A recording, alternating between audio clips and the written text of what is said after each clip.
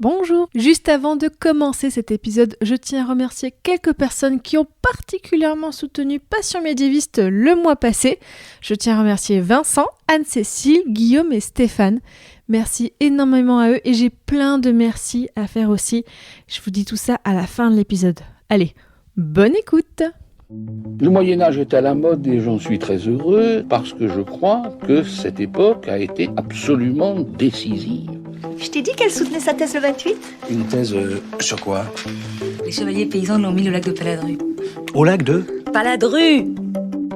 Passion médiéviste, l'histoire médiévale vue par ceux qui l'étudient.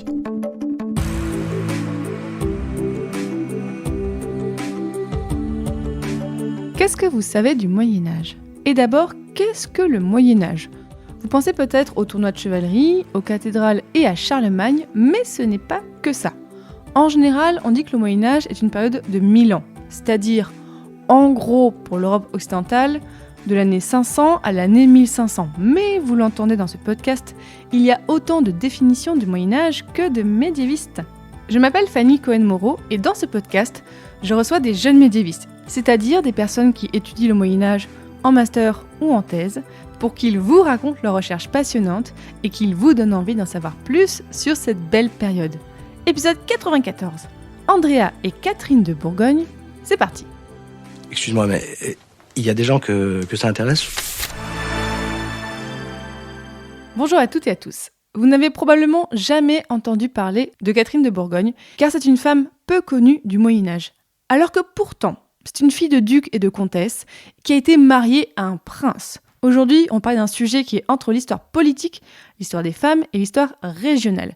Et pour parler de tout ça, j'ai le plaisir de recevoir Andrea Pierron. Bonjour Andrea. Bonjour. Alors Andrea, je te reçois parce que oui, tu as soutenu un mémoire sur cette personne, donc Catherine de Bourgogne, femme de pouvoir ou auxiliaire de la maison de Bourgogne en Haute-Alsace et dans le Sugno. 1393-1426, les titres avec point d'interrogation, faut les jouer comme ça, c'est ça. Tu l'as soutenu en septembre 2023 à l'université de Strasbourg, sous la direction de Laurence Buchholzer-Rémy. Et donc avec toi, on va se plonger dans la fin du XIVe, le début du XVe siècle, sachant que je dis aussi qu'on avait déjà un petit peu parlé de cette période pour un épisode en plus sur l'histoire d'une femme, dans l'épisode 66 avec Morena sur Beaune d'Artois, qui a vécu à peu près à la même période que notre protagoniste du jour, on va le voir. Alors déjà, Andrea, première question un petit peu rituelle dans Passion médiéviste, pourquoi est-ce que tu as voulu travailler sur ce sujet ? Eh ben, un petit peu par hasard, parce que en sortant à la fin de ma L3, j'ai contacté ma future directrice de recherche et j'avais pas d'idée préconçue de sujet. Je savais que je voulais travailler sur l'histoire des femmes, l'histoire politique, et surtout sur le rôle politique des femmes, plutôt à la fin du Moyen-Âge, mais sans avoir d'idée précise. Et donc, elle m'a proposé plusieurs sujets, parmi lesquels celui-là, qui m'a tout de suite tapé dans l'œil et que j'ai tout de suite apprécié. Et voilà. Mais est-ce qu'elle n'a pas déjà été étudiée, Catherine de Bourgogne ? Alors si, elle a été étudiée, mais très peu, et c'est assez daté. Le seul historien qui l'étudie s'appelle Louis Stouff, et il publie... Louis Stouff ? Louis Stouff. Ok. c'est un historien qui a beaucoup travaillé sur l'histoire de l'Alsace. Il a publié ses synthèses, le résultat de ses recherches sur Catherine de Bourgogne, entre 1901 et 1913. Ah oui, donc oui. Ça fait plus d'un siècle. Et c'est une vision assez datée de la femme, et tout ce qui s'ensuit... Donc, ça méritait d'être retravaillé. Oui, effectivement, j'imagine, il y a du travail.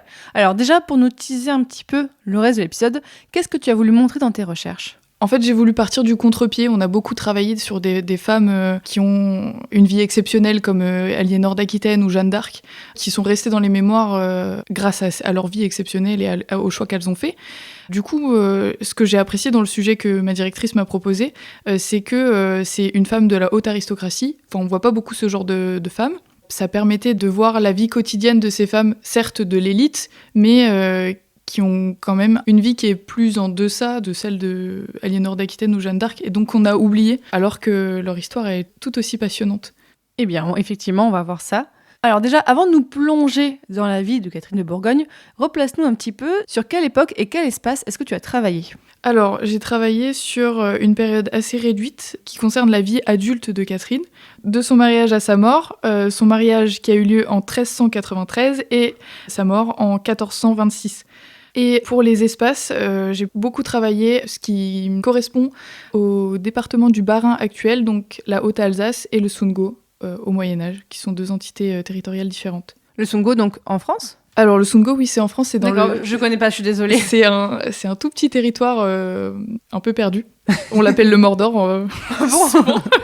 Il n'y a pas grand-chose, Je crois que c'était le nord de la France, le Mordor. Ah bah non, je pense qu'il y a un petit morceau qui s'est perdu dans le Haut-Rhin. Ça comprend aussi le territoire de Belfort qui était aussi dans le Haut-Rhin avant l'annexion en 1871. Et donc, dans quel contexte naît Catherine de Bourgogne? Alors, Catherine de Bourgogne, elle naît en 1379 dans le contexte de la guerre de Cent Ans, qui est finissante. Pour rappel, la guerre de Cent Ans, c'est un conflit qui oppose le royaume de France et le royaume d'Angleterre, et c'est un conflit de succession. Son père est le duc de Bourgogne, Philippe le Hardi, l'un des ducs qui sera l'un des principaux protagonistes du conflit entre les Bourguignons et les Armagnacs. Donc, il y a un sous-conflit à la guerre de Cent Ans. Voilà, qui attise encore plus les problèmes. Donc lui, c'est vraiment un personnage du premier plan au niveau national. Oui, au niveau du royaume, oui, puisque c'est lui qui sera pendant un moment à la tête du conseil de régence, une fois que le roi Charles VI est déclaré fou. Même si c'est officiellement Isabeau de Bavière qui est à la tête de la régence, officieusement c'est gouverné par les oncles du roi, donc Philippe le Hardi et Jean de Berry. Et donc ce conflit entre les Armagnacs et les Bourguignons, il prend pied parce que c'est en fait un conflit d'influence pour savoir qui aura le plus de pouvoir au conseil de régence pour pouvoir gouverner le royaume. Ce conflit, il a lieu entre les ducs de Bourgogne, donc Philippe le Hardi, puis après sa mort, son fils Jean sans Peur, et Louis d'Orléans, donc, qui est le cousin du roi, et donc qui est le chef de file des Armagnacs. Et donc, à cette époque, le territoire de la Bourgogne, c'est à peu près quelle superficie? Ça regroupe à peu près quel territoire? À partir du moment où Marguerite de Malle hérite des terres de son père et de sa grand-mère, Marguerite de Malle, c'est l'épouse de Philippe le Hardi. Ça comprend alors tout ce qui est duché de Bourgogne, qu'on appelait le comté de Bourgogne, qui se situait dans le Saint-Empire, donc qui était de langue allemande, plutôt tout ce qui est Franche-Comté actuel. Et puis également la Flandre et l'Artois. Et puis quelques comtés, comme le comté de Rethel, qui sont plus dans le nord de la France, mais c'est pas un territoire continu. C'est plusieurs entités territoriales séparées. Ce qui fait que Philippe le Hardi et ses descendants auront très envie d'agrandir leur territoire vers le nord pour pouvoir avoir un territoire continu, en annexant notamment le territoire du duché de Lorraine. Je me répète, mais c'est pour comprendre ensuite les conséquences sur la vie de Catherine. C'est qu'on est sur un des duchés les plus importants du royaume de France, le plus riche et tout ça. Oui, son père, c'est le fils de l'ancien roi de France, Jean de Lebon. C'est son 4e fils, donc c'est l'oncle du roi régnant. C'est le frère de Charles V et l'oncle de Charles VI. Et donc Catherine de Bourgogne, c'est une petite fille de roi de France, avec une ascendance assez prestigieuse, puisqu'elle a des origines capétiennes également, puisque les rois actuels sont des Valois, et des origines au niveau de la famille des Plantagenets, qui remontent quand même assez loin. Ouais, donc bien prestigieux, Voilà. effectivement. Alors, quand elle naît, comment ça se passe? Quelle est sa place dans la fratrie? Alors, sa place dans la fratrie, c'est la 2e fille de Philippe le Hardi et Marguerite de Malle. Ils ont d'abord un premier fils, leur premier enfant est un fils. Le second, c'est une fille, et puis Catherine de Bourgogne arrive en 3e position. C'est une grande fratrie, puisqu'après, ils auront encore 7 enfants.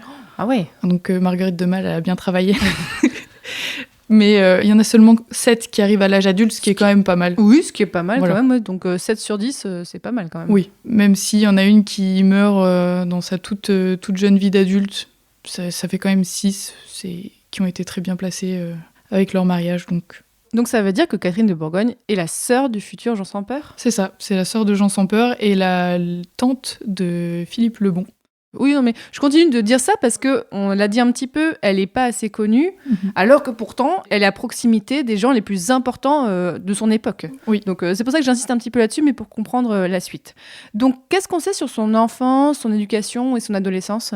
C'est une partie de mes recherches que j'ai pas beaucoup poussée par manque de temps. Ça a fait l'objet plutôt de l'introduction de mon mémoire.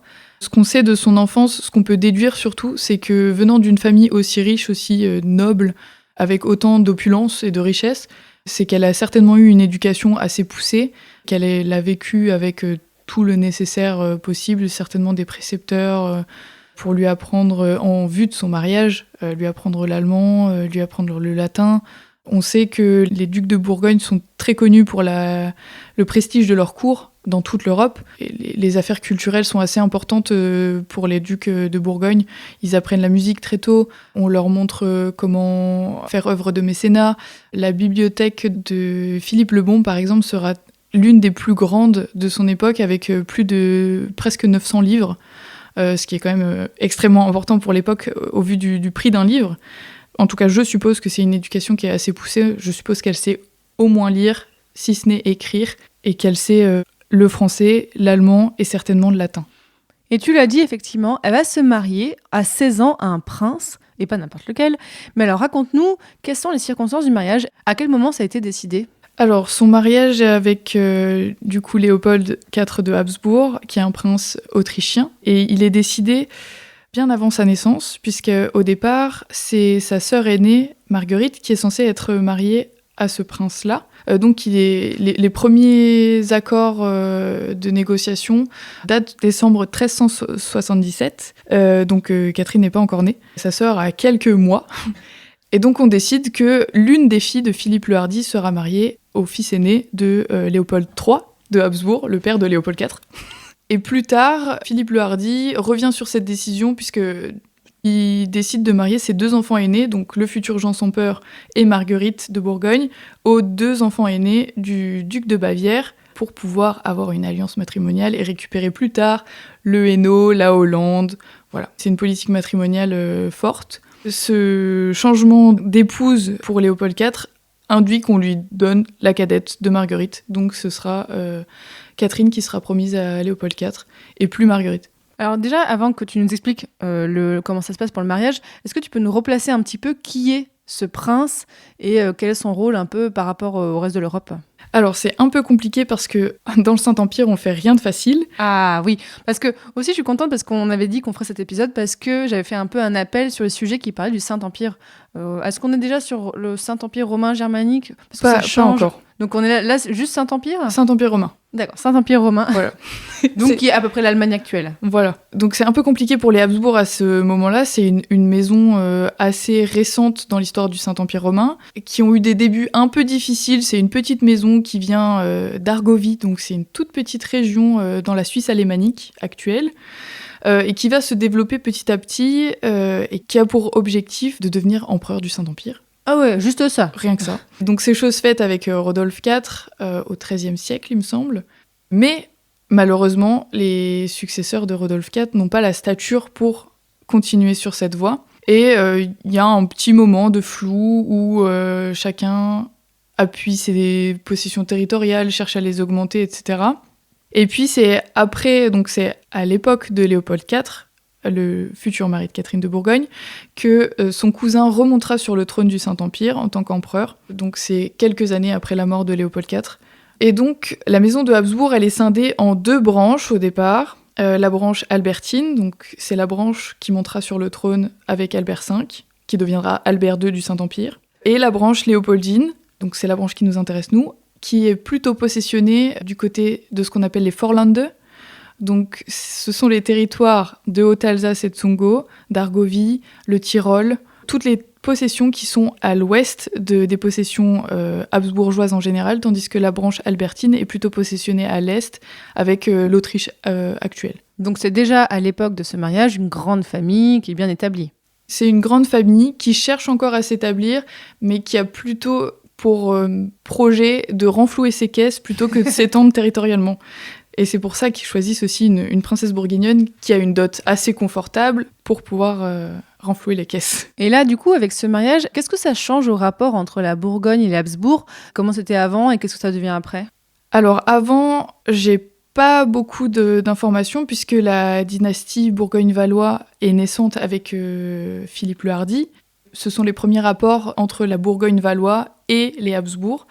Mais on voit très nettement que c'est Philippe le Hardi qui prend les choses en main, qui décide d'avoir une vraie politique matrimoniale pour tous ses enfants, qui cherche à les marier avec ses proches voisins pour pouvoir étendre son territoire, surtout vers le nord, vers l'Artois et la Flandre. Il a eu de la chance d'avoir beaucoup d'enfants, alors sinon ça aurait été un peu compliqué.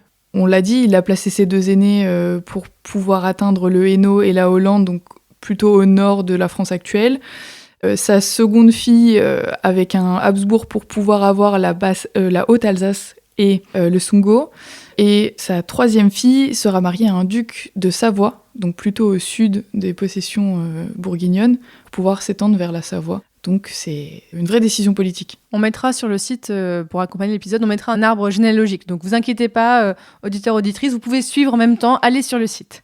Alors donc, comment se passent les affaires du mariage? Comment est-ce qu'il est conclu? Alors, ce mariage, il est conclu en plusieurs étapes. Comme on l'a dit juste avant, le mariage commence avec des négociations en décembre 1377 qui stipulent que c'est une fille de Philippe le Hardi, sans la nommer, qui sera mariée à le futur Léopold IV de Habsbourg. S'ensuit un acte qui nomme cette fois Marguerite, donc la sœur aînée de Catherine, et qui fait office de fiançailles, qui annonce publiquement le mariage. Cet acte-là date de juin 1378, donc c'est assez rapproché. On voit que des deux côtés, on a envie de cette alliance matrimoniale. Let's go, on est à fond dans le projet. Voilà. Et il faut savoir que du coup, en juin 1378, Marguerite, elle a 3 ans et demi, et Léopold, 7 ans. C'est très précipité, mais ça montre qu'il y a une réelle volonté des deux côtés d'avoir une alliance. Et d'afficher cette alliance aussi. Voilà. Comme s'il y avait un panneau « c'est pris ».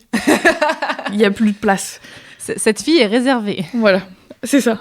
Et donc, en janvier 1385, Philippe le Hardi revient sur cette décision de marier sa première fille Marguerite à Léopold de Habsbourg, parce que, on l'a dit également tout à l'heure, il a choisi plutôt de marier ses 2 enfants aînés aux 2 enfants aînés du duc de Bavière.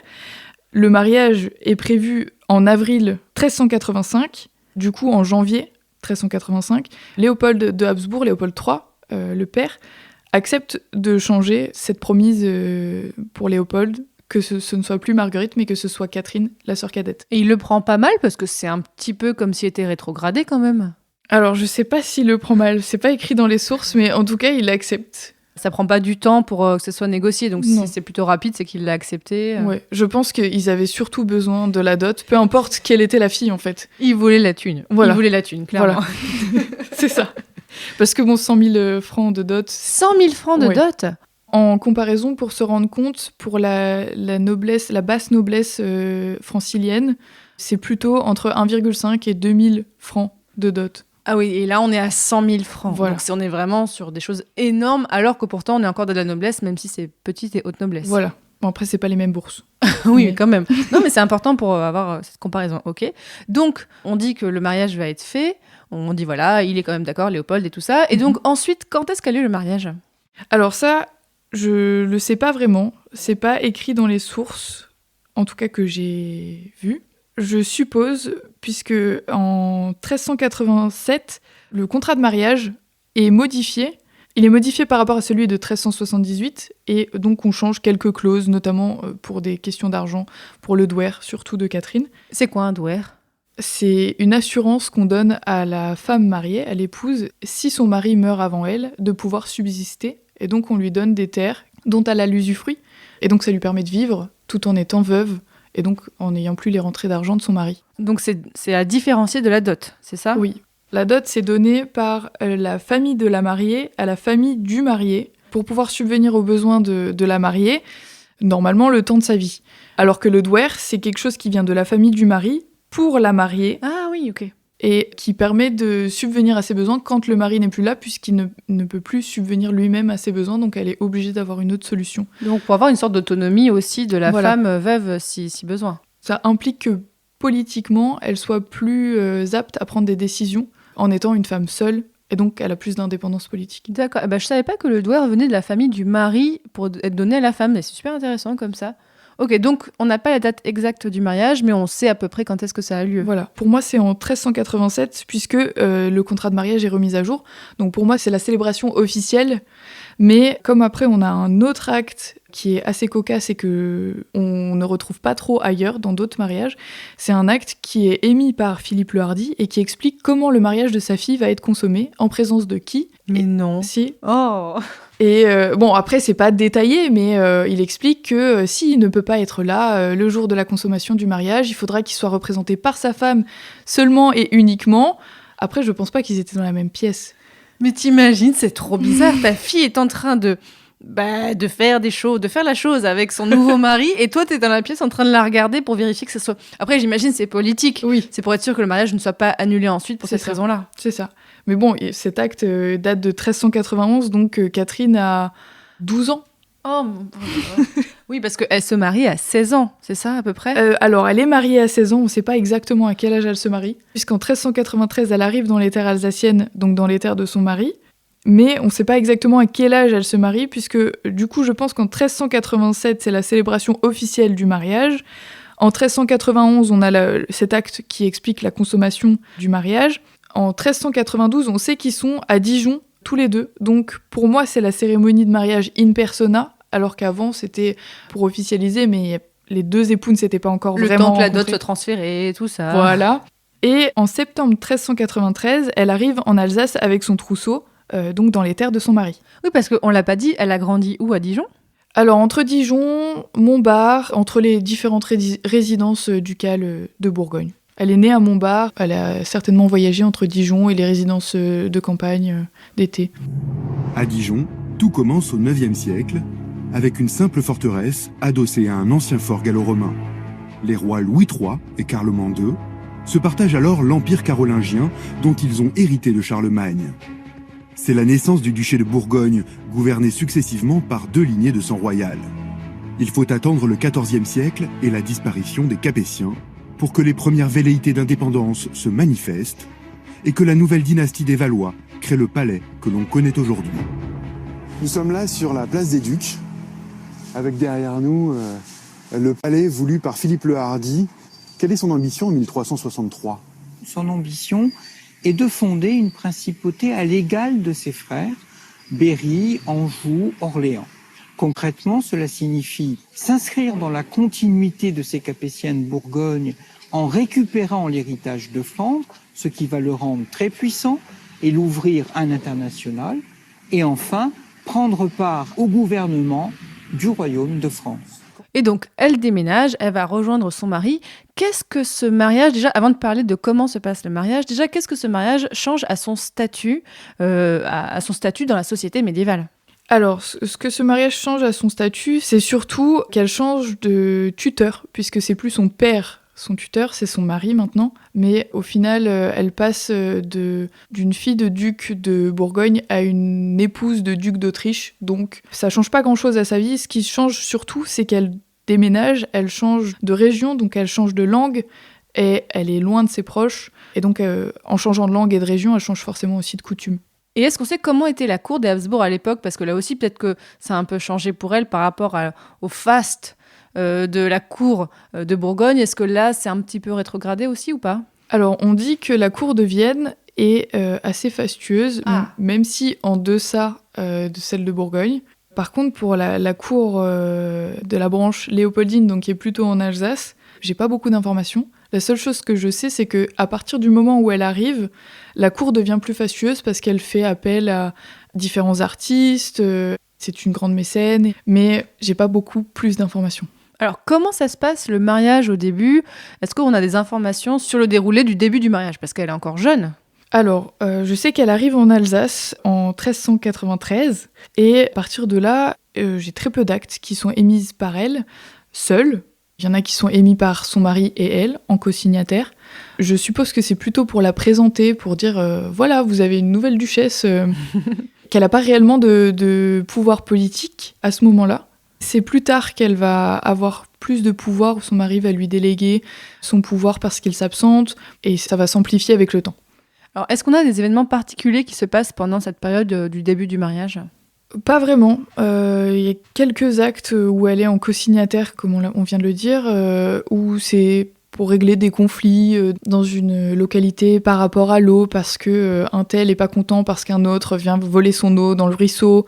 Mais pas de grands actes. Ce sont des petits conflits qui sont réglés.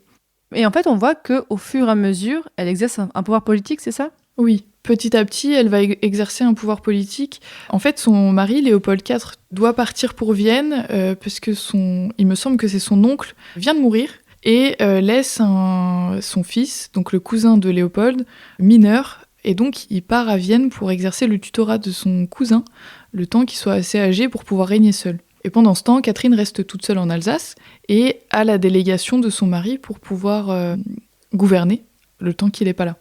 Et est-ce que c'est une vraie délégation ou est-ce que c'est plus on la place là et en fait c'est les conseillers qui font quelque chose?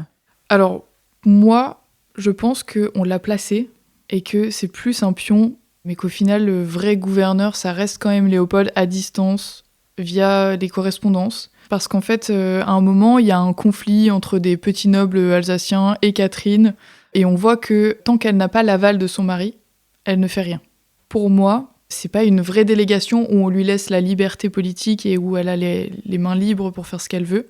Elle a certainement un cahier des charges à respecter et elle peut pas faire ce qu'elle veut en fait. C'est pour ça que ton mémoire aussi, il y a ce point d'interrogation. Oui. Est-ce que c'est une vraie femme de pouvoir ou est-ce que c'est juste une auxiliaire? Oui, en fait, Louise Touff, dans ses écrits, la présente... Pardon, on se lasse pas du nom de cette personne.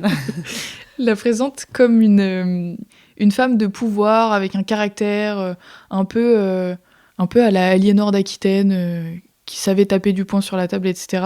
Et en fait, en lisant les sources et les différents actes, les différentes correspondances, pour moi, elle apparaît pas du tout comme ça. Elle apparaît beaucoup plus en retrait et comme un pion, véritablement, entre les différentes alliances, que ce soit du côté bourguignon et donc de son frère et de son neveu, ou du côté habsbourgeois et de son mari, et puis plus tard de son beau-frère. Oui, parce que j'imagine qu'il y a encore des liens forts avec la Bourgogne. Comment est-ce que se manifestent ces liens? Alors, ces liens se manifestent surtout par les différentes échéances de paiement de la dot. Toujours la thune. Oui, parce que c'est pas payé en une fois, c'est ça? Non, c'est trop important pour que ce soit payé en une fois. Il y a des terres qu'on a choisies et desquelles on donne les revenus, on détourne les revenus pour qu'ils aillent à la maison d'Autriche. Mais on les détourne légalement. Oui, mais... On se dit comme ça fait vraiment détournement de fonds. Oui. Hop, mais non.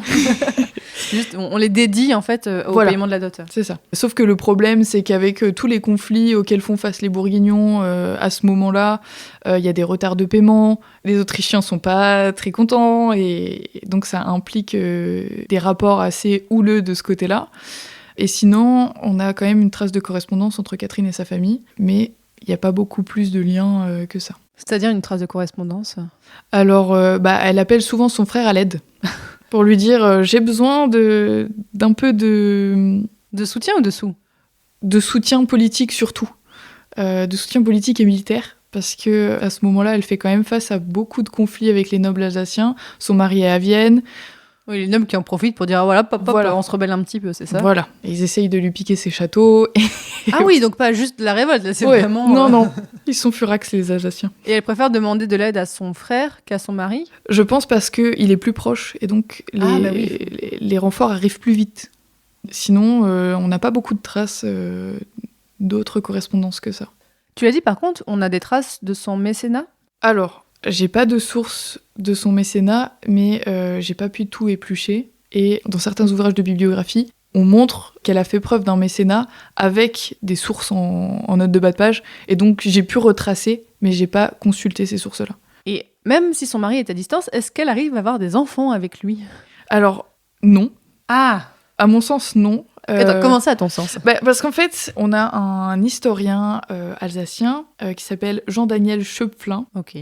Qui a eu accès, et qui est d'une autre époque, je sais plus si c'est 17 ou 18e siècle, mais qui a eu accès à des sources qu'on n'a plus maintenant, et qui a fait une anthologie qui s'appelle l'Alsace illustrée, et c'est la seule source qui mentionne une fille de Léopold IV et de Catherine de Bourgogne, qui aurait été mariée à un comte qui est le comte de Görz, en Allemagne actuelle, mais il ne cite pas cette affirmation, et je n'ai trouvé nulle part ailleurs. Comment ça se fait du coup qu'ils n'ont pas eu d'enfants? Parce que quand même un petit peu le job à l'époque d'une femme de la noblesse, c'est d'avoir des enfants pour assurer la descendance.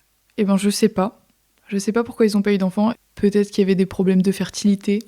Peut-être que... Alors que pourtant sa mère avait eu plein d'enfants, donc oui c'est peut-être... Peut-être que c'est la consanguinité légendaire des Habsbourgeois qui a commencé déjà à cette époque-là.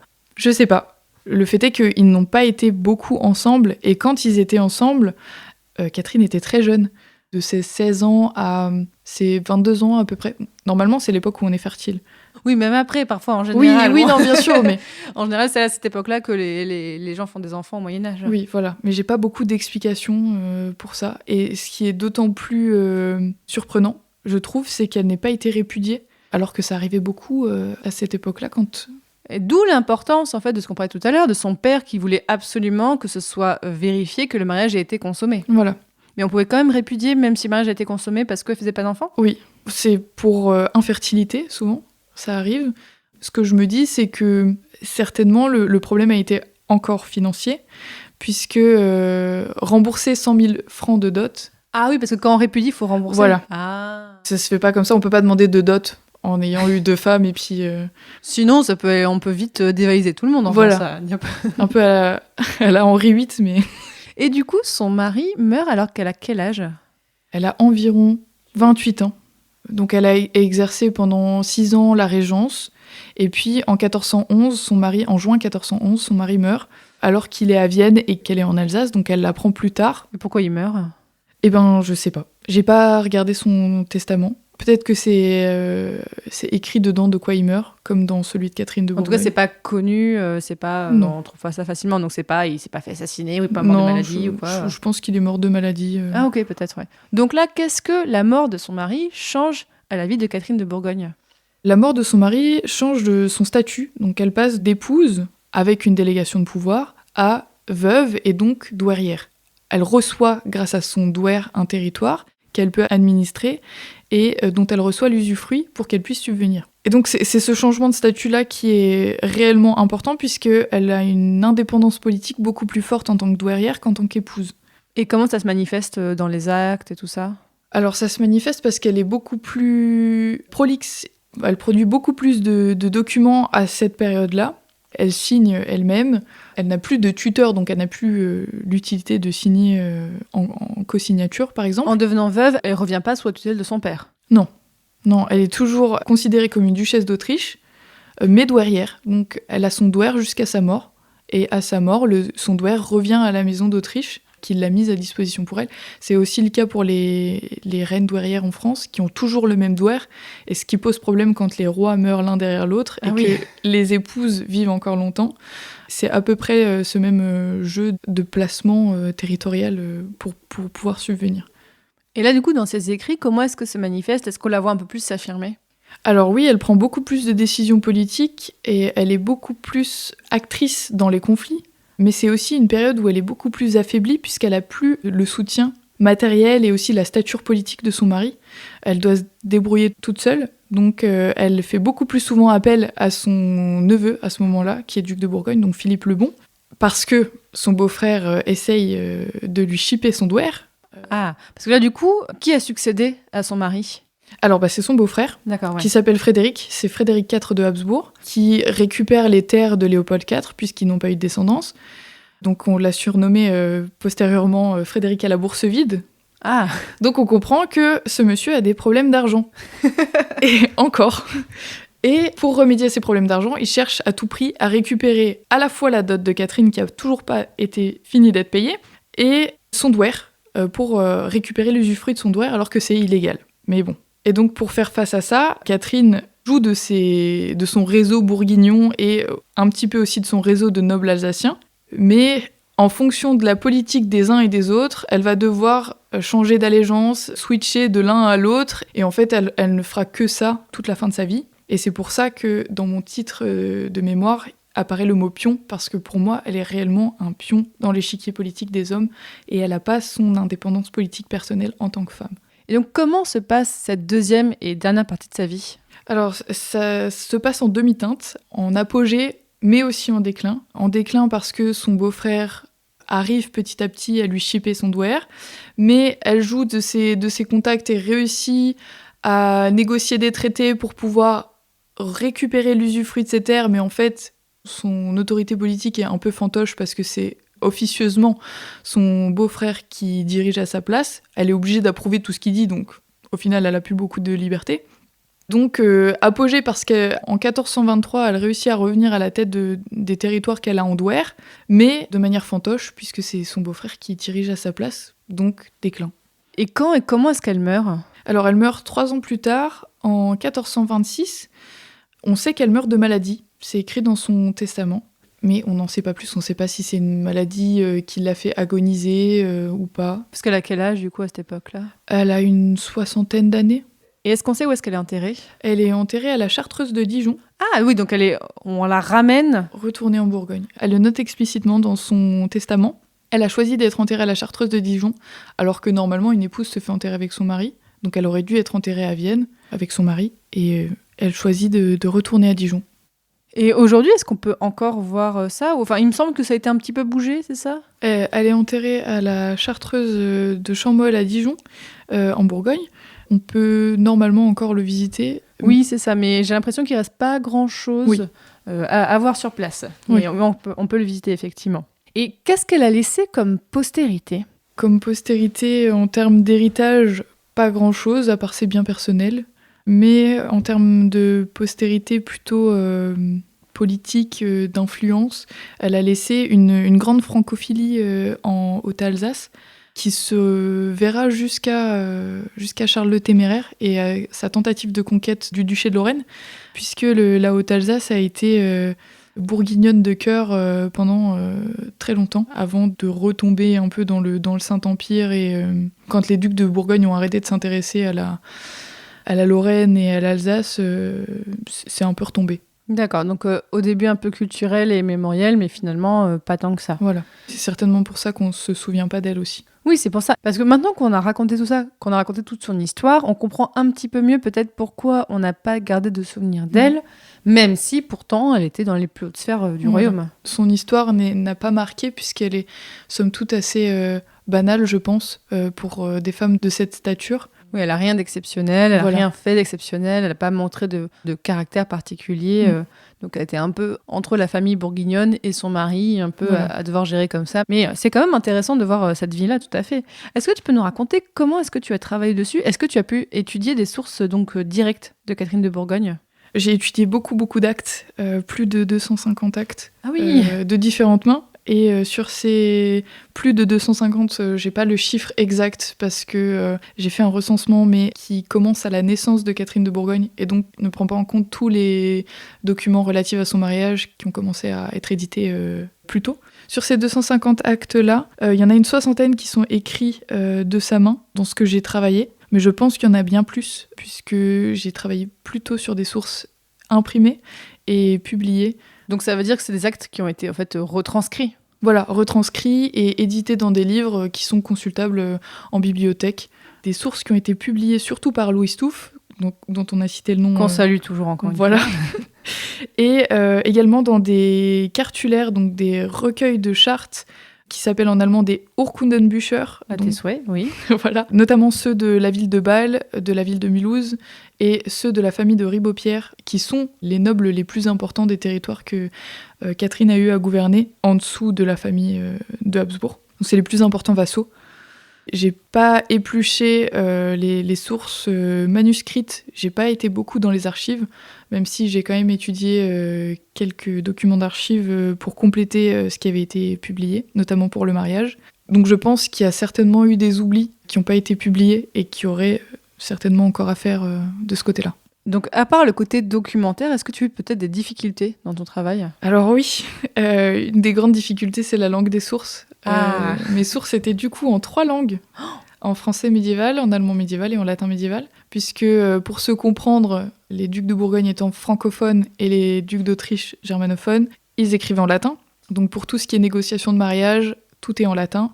Pour toutes les sources, notamment la correspondance avec sa famille bourguignonne, les différents billets que lui envoie son frère pour le paiement de la dot, etc. Tout ça, c'est en français, mais la majorité des sources sont en allemand, puisque c'est la langue vernaculaire de la Haute-Alsace. Et tu parles allemand ? Alors un petit peu, mais ça a été compliqué à appréhender, puisque l'allemand moderne qu'on parle actuellement n'a rien à voir avec l'allemand médiéval, qui se rapproche beaucoup plus de l'alsacien. Et je suis pas... je n'ai pas alsacienne. J'ai des origines alsaciennes, mais je parle pas le... Ah. Je pense que ça aide. Ceux qui savent parler l'alsacien doivent pouvoir lire facilement l'allemand médiéval. Et est-ce que tu as eu quand même des bonnes surprises dans tes recherches ? Oui, j'ai pu trouver le nom, par exemple, de la sage-femme qui a accouché Marguerite de Malle. Waouh ! Et vraiment, j'ai failli pleurer quand j'ai vu ça. Puisqu'en plus, c'est la sage-femme qui lui était dévolue et qui l'a suivie pour au moins 8 de ses 10 enfants. Donc la mère de Catherine de Bourgogne. Voilà. Ouais. Et donc, je pense qu'il y a quelque chose à faire de ce côté-là pour étudier ce profil de sage-femme-là, puisque on aurait pu penser que Marguerite de Malle aurait engagé une sage-femme bourguignonne, mais pas du tout. C'est une sage-femme parisienne qui est l'épouse d'un bourgeois parisien, donc certainement pour montrer encore ce décalage entre le rang, montrer l'opulence, etc. On faisait descendre de Paris la sage-femme lorsqu'on voyait que les signes de l'accouchement devenaient de plus en plus rapprochés. Donc ça a été une super surprise. Et C'est dans quel type d'acte qu'on retrouve ça ? alors, il y a un ouvrage qui a été publié qui s'appelle Inventaire mobilier et extrait de comptes des ducs de Bourgogne, de la maison de Valois, quelque chose comme ça. Waouh. C'est un peu long. Mais je veux ça a l'air trop bien. Et voilà, et il y a tout ce qui est un peu important pour les ducs de Bourgogne de cette époque qui apparaît là-dedans. Et on voit plusieurs fois le nom de cette sage-femme. Et c'est pareil, ça a été imprimé et donc transcrit. Donc il n'y a pas tout le travail de paléographie à faire. Est-ce que peut-être t'as pas été un peu déçu dans tes recherches de pas trouver plus de preuves d'autonomie et d'affirmation politique de Catherine de Bourgogne ? Si, en vrai, un petit peu. Parce que en ayant lu, au tout départ, j'ai commencé à lire Louis Stouff, puisque c'était le seul qui avait travaillé sur elle. Et en l'ayant lu, je me suis dit, trop bien, c'est une Aliénor d'Aquitaine alsacienne, au XVe siècle, ça va être trop bien. Et en fait, en lisant surtout les sources qu'il publie lui, je me suis rendu compte que c'était vraiment exagéré et que c'était plus banal que ce qu'il laissait paraître dans ses écrits. Donc là, vraiment, ton travail permet vraiment de mettre à jour une connaissance de recherche assez importante. Je pense, oui. Et est-ce que tu aimerais quand même peut-être continuer de travailler sur elle ? Alors maintenant, d'ailleurs, tu fais quoi depuis que tu as soutenu ? Alors, depuis que j'ai soutenu, j'ai fait ma rentrée dans un master d'archivistique donc, qui s'appelle Histoire, civilisation et patrimoine, parcours gestion contemporaine des archives à Mulhouse, qui va bientôt changer de nom. En plus, mais... Pour le simplifier, j'espère. Voilà, normalement oui. Tout ça dans le but de devenir archiviste plus tard, donc là je suis en M1. J'aimerais quand même continuer en thèse, dans un futur plus ou moins proche. Peut-être en parallèle d'un travail d'archiviste ? Oui, voilà. Sur toutes ces questions de tous les aspects matrimoniaux et peut-être continuer en creusant la vie de Catherine de Bourgogne. Oui, parce que tu nous l'as dit souvent, il y a plein de choses sur lesquelles tu n'as pas eu le temps de t'étendre, qui mériteraient de plus d'analyse. Oui, et toutes ces coutumes matrimoniales ont été très très peu étudiées. Donc il y a un vrai travail à faire, et je pense partout en France, parce que j'ai vraiment eu du mal à trouver de la bibliographie pour pouvoir m'aider, m'aiguiller, savoir comment interpréter certains mots, certains passages des actes. Et il y a un vrai travail à faire. Si jamais des gens nous écoutent et travaillent sur ces domaines et pourraient t'aider, ils peuvent me contacter et je te passerai, parce que ça se trouve, tu ne peux pas connaître tous les travaux de recherche de tout le monde. Oui, ce serait super. Donc tu aimerais peut-être continuer une thèse sur elle dans le futur plus ou moins proche. Alors, est-ce que tu as peut-être un ou deux conseils de lecture qui seraient accessibles pour le grand public et... Je rajoute un critère trouvable en librairie pour les gens qui voudraient en savoir plus sur le contexte de l'époque ou sur l'histoire des femmes. Alors, la synthèse très connue de Georges Duby et Michel Perrault qui s'appelle L'histoire des femmes en Occident, qui est un premier point d'entrée dans l'histoire des femmes et qui est une vraie bonne synthèse, même si elle commence un peu à être datée. Et justement, pour contrer le fait que ça commence à être daté, il y a les très bons ouvrages de Didier Lett, que ce soit sur l'histoire du genre avec Hommes et femmes au Moyen-Âge, une histoire du genre, et également sur l'histoire de la famille, qui est très intéressant, avec son ouvrage Famille et parenté dans l'Occident médiéval. Il y en a d'autres. Et puis tous ses ouvrages sur les enfants aussi sont extrêmement intéressants et faciles à lire. Il écrit très bien. Mais on mettra de toute façon sur le site toutes les références que tu as données et même d'autres pour les personnes qui voudraient aller plus loin. Peut-être même on donnera des références en allemand si jamais ça intéresse des gens. Oui, pas trop. Pour finir, Andrea, ma question que j'aime bien demander, est-ce que tu aurais peut-être des conseils de sujets qui mériteraient d'être plus étudiés et donc comme un petit peu pour passer le témoin, passer le relais aux jeunes chercheurs et chercheuses qui nous écouteraient ? Oui. Alors, je pense que des sujets qui méritent d'être travaillés, c'est sur l'histoire des femmes en général, puisque c'est pas assez fait, même si c'est un peu à la mode et en vogue. C'est toujours important de replacer les femmes dans cette histoire qui a été majoritairement écrite par des hommes. Et puis, en particulier sur les épouses dans la haute aristocratie, puisque c'est plus facile, il y a plus de sources, c'est moins compliqué, il y a besoin d'un moins grand panel que de travailler sur des femmes de plus basse extraction sociale, même si c'est tout aussi intéressant.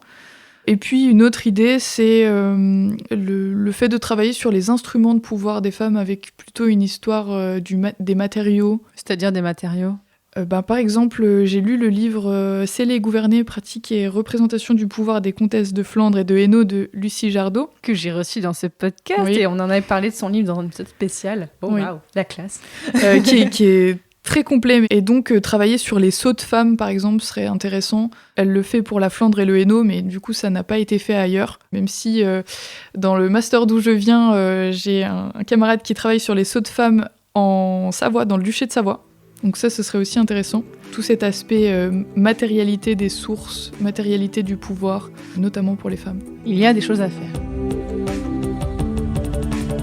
Désormais, chers auditeurs et auditrices, vous savez qui était Catherine de Bourgogne. Vous saurez la placer, dire mais oui, voyons. Alors même si on a un peu relativisé son rôle, c'est quand même important de la connaître. Donc merci beaucoup Andrea Pierron et bonne continuation pour tes recherches. Merci beaucoup. Et j'en profite juste pour faire mon petit instant pub. Vas-y. Il y a un colloque international qui va se tenir sur les Habsbourg des Forlande qui sont très méconnus et dont on trouve pas beaucoup de sources en français, qui va se tenir au mois de novembre 2024 à Ensisheim, le vendredi et samedi. Alors je crois que c'est 15 et 16, qui sera disponible aussi en ligne, en streaming. Donc si ça vous intéresse, n'hésitez pas à venir.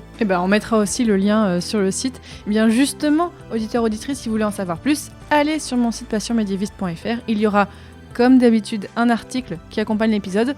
On mettra donc de la bibliographie pour aller plus loin si ça vous intéresse. Et auditeurs, auditrices, si le sujet du jour vous a intéressé, je peux vous conseiller d'autres épisodes que j'ai faits, donc sur des épisodes avec des portraits de femmes du Moyen-Âge. On avait l'épisode 62 sur Jeanne de Castille, donc là, on n'est pas tout à fait dans le même contexte. On avait l'épisode 66 avec Morena sur Beaune d'Artois, là, un contexte un petit peu similaire, mais aussi différent. Et un peu plus récemment, j'ai aussi sorti l'épisode 85 sur les veuves en Anjou, donc là avec des portraits un peu plus courts, mais pour voir différents parcours. Donc voilà, allez voir tout ça sur passionmédiéviste.fr. Et aussi, tiens, j'en parle assez rarement, mais vous pouvez voir sur le site de mon podcast, j'ai beaucoup d'épisodes qui sont retranscrits. Donc si vous connaissez des personnes qui ont du mal à écouter des podcasts, qui préfèrent les lire, vous pouvez le faire. Alors, c'est pas le cas de tous les épisodes. Je remercie encore les auditeurs, auditrices, surtout auditrices, bénévoles, qui m'aident à faire ce travail et donc d'accessibilité des épisodes. Vous voyez sur ma page d'accueil, je vous mettrai tout ça. Vous pouvez aussi voir sur mon site les prochains événements que je vais vous proposer avec le podcast. Là aussi, sur ma page d'accueil, il y a un lien vers tous mes événements.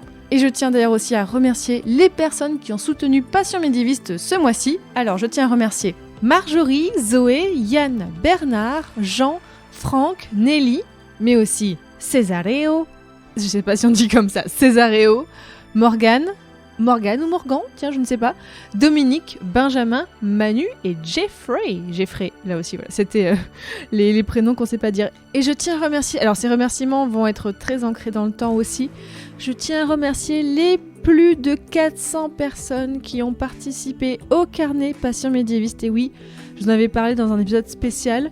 Eh bien, en un mois, vous avez explosé tous les objectifs que j'avais fixés.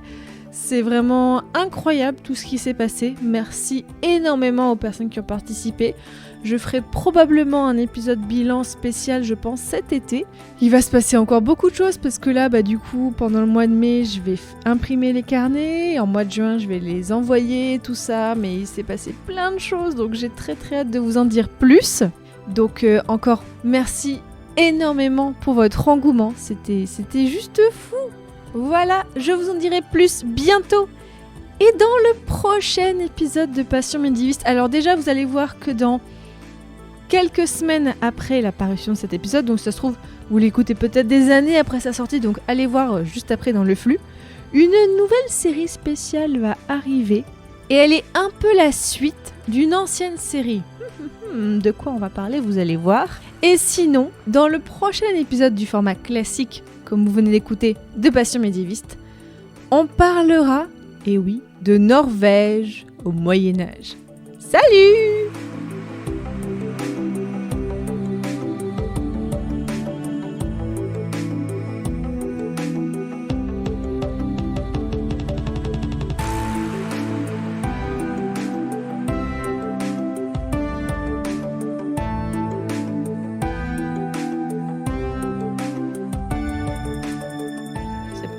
naissance? Non. Non, c'est quoi? 2000. Une petite jeune. Non mais c'est ça le problème. Mes invités, ils gardent le même âge. Il y a moi qui vieillis. Avant, ils avaient le même âge que moi, mes invités. Et non plus maintenant. Mon Dieu. Oh là là.